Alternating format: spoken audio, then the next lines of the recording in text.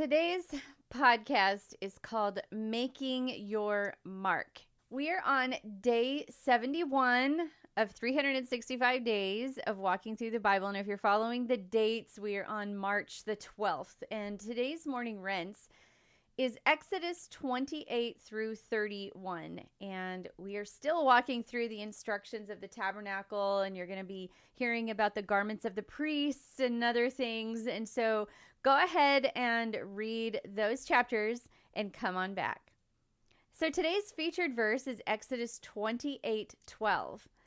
You shall put the two stones on the shoulder pieces of the ephod as stones of memorial for the sons of Israel, and Aaron shall bear their names before the Lord on his two shoulders for a memorial.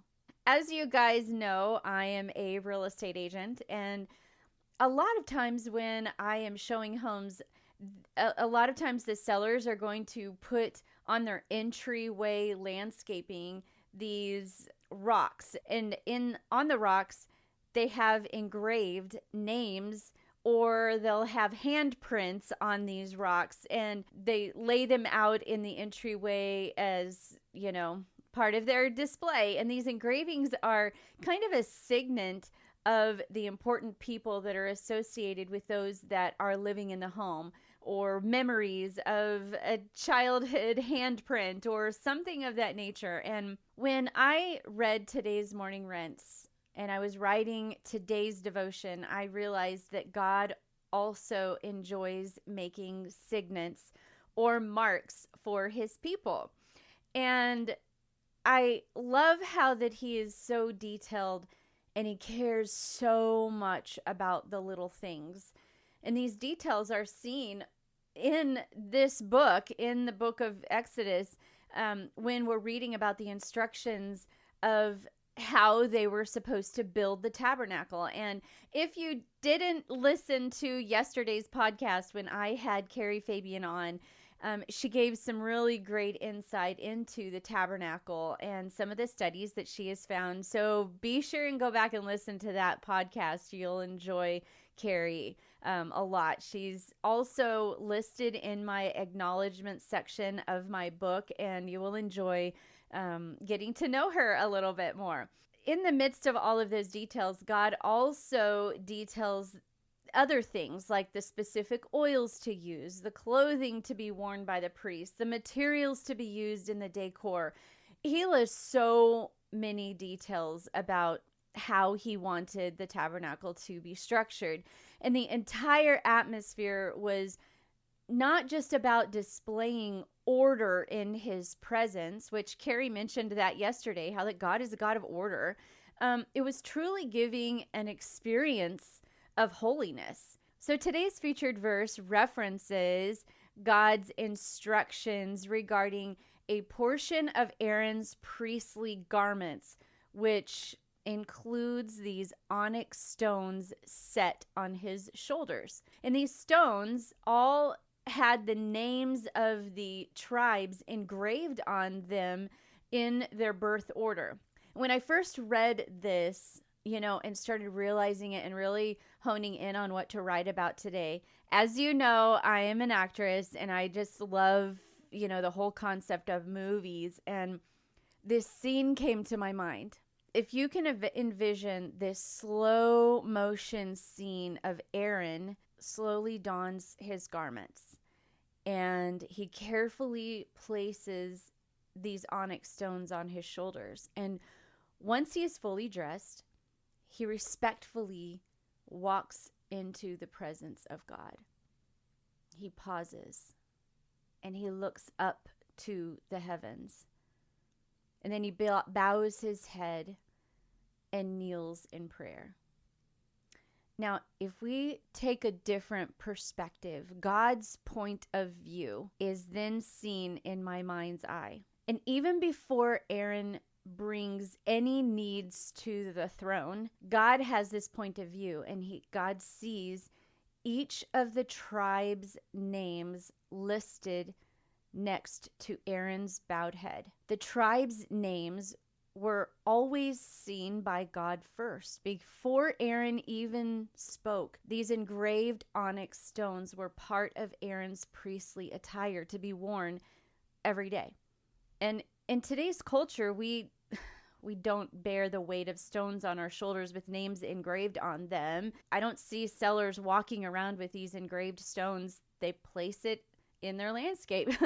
And just like these garden stones are placed there as a reminder, we actually can create our own personal marks as reminders to lift up the names of others that we care about. And I decided to create my own mark, if you will, quote unquote mark. And I figured that if Aaron wore names as a reminder and that they were seen by God before he even lifted any names, like he walked into the presence of God with these names written on his shoulders, and God's point of view saw those names before he even lifted any needs or any conversation that he had with God. I figured that if Aaron wore names as a reminder, then I can too. So I grabbed a Sharpie, and I'm giving you one of these examples. And if this is what it is, what it is, is what it is. But I'm going to show you what I did. So I grabbed a Sharpie and I wrote my husband's, my kids', including my son-in-law's name, and my grandbaby's names on my bra straps. This is an example. This is my bra strap, and I used a Sharpie. And this is one of the bra straps. And so if you're listening, whatever.